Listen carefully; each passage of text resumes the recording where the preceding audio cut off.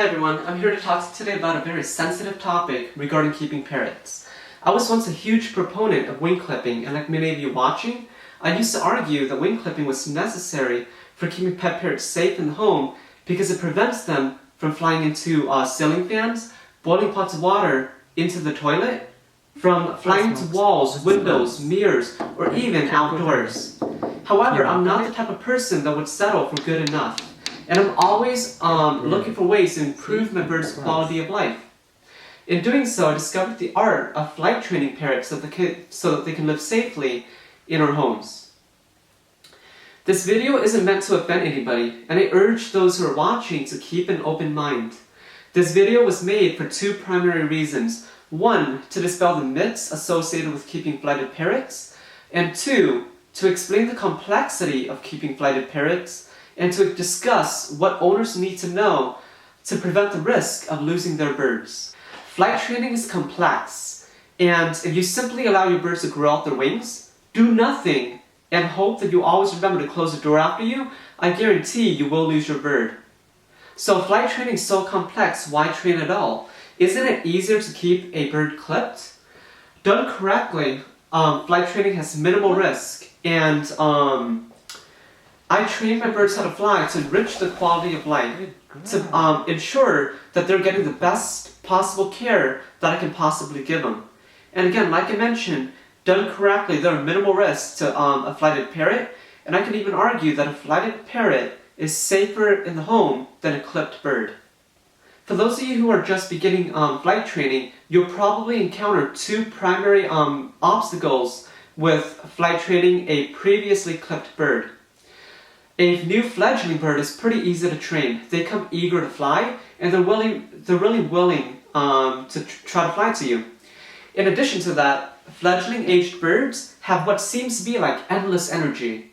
Whereas when you're flight training an older previously clipped parrot, and Smokey is an example of a previously clipped parrot. And the two biggest obstacles that I encountered with flight training were, one, they have a big fear of falling. Understandably, these birds have experienced nothing but negative events and consequences every time they try to use their wings.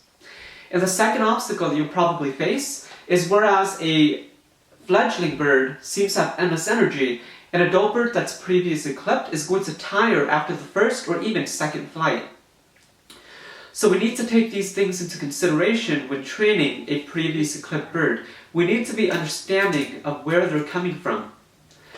The first and most basic thing you need to teach your bird in regards to teaching flight is you need to teach basic recall. Pretty much, the bird needs to learn how to get to you from different surfaces.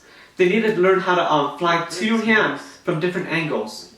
Even though these things seem like they should be automatic, they're not. And as parrot owners, what we need to do is we need to set up the environment in such a way that it helps and sets the bird up to succeed in our training sessions. The bird needs to learn these basic recalls before anything else. Once the basic recalls are established, we can then teach the bird how to fly back to its perch. This is really important because it really acts as a way to accelerate training.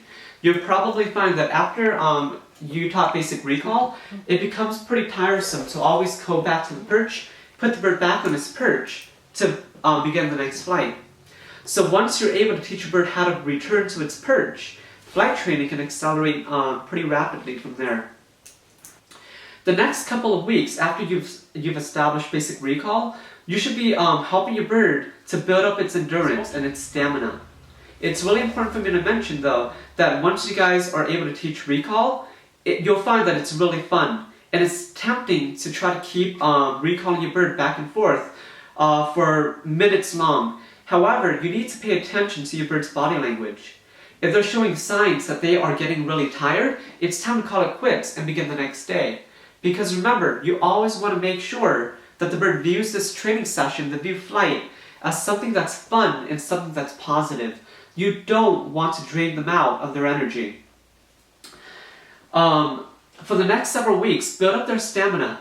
And once the bird seems like they're comfortable flying back and forth to you from different surfaces throughout the room, you can then begin hiding behind a corner and helping your bird to establish and build up its skill in maneuvering around sharp turns.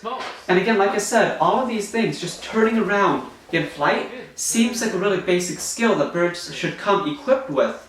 But again, they're not. So all of these basic skills are something the bird needs to build indoors. As owners, we need to facilitate this learning by setting up the environment and being our birds kind of like their mentor and guiding them through the process.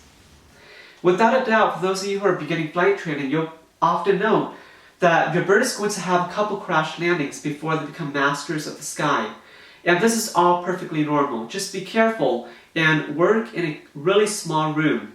If you guys work in a small room, your bird won't be able to build up enough speed to injure itself should they have a crash landing.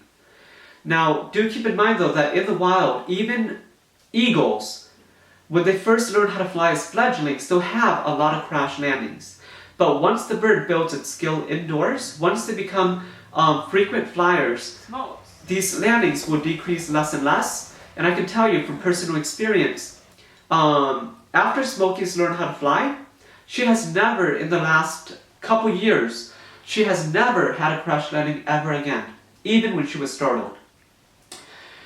Aside from learning how to maneuver around sharp corners, the next step is to teach a bird how to ascend off the ground to a really high area right off the ground, really sharp angle, but also to teach the bird how to descend at a very sharp angle.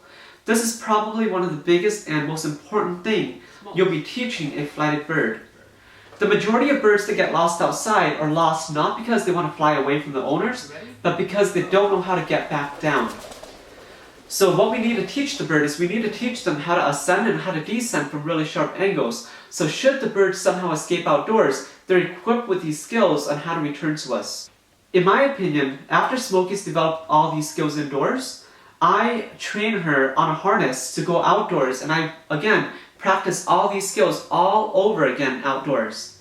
The reason is because even though the bird becomes really comfortable flying indoors, even though they seem like they've mastered all of these skills, just a little bit of a breeze could throw the bird completely off when outdoors.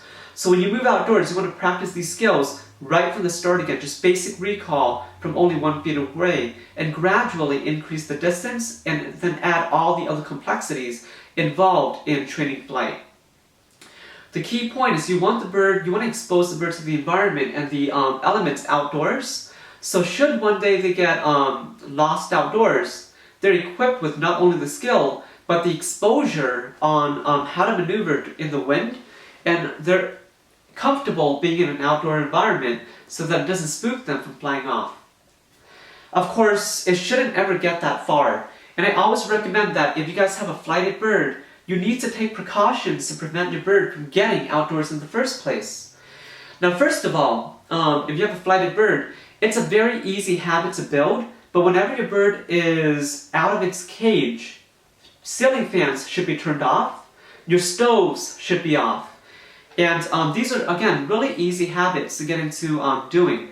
And also, the most important part is make sure your doors, your windows are closed. Birds were designed in every way for flight, and flight is a bird's primary mode of transportation. No amount of climbing or exercise will ever be enough. Done correctly, after a bird learns how to fly, it'll never crash into a wall, a mirror, or a window ever again. A clipped bird is actually more in danger of falling into a toilet bowl or a boiling pot of water than a flighted bird, since it can't escape. If both birds were to somehow take off outside, a flighted bird and a bird that's trained for flight is much easier to recover than a clipped bird. Well guys, I hope this video offered a different perspective on what it's like to keep a flighted parrot. And for those who are already subscribed, a big thank you. But if you guys haven't subscribed yet, please make sure you click the subscribe button below so you can get updates whenever new videos are posted. Now, I'd like to ask you guys for a huge favor. As you can imagine, there's a huge controversy in the bird training community on whether or not it's responsible to keep flighted parrots. So I think as owners of flighted parrots, we need to advocate for this very small community.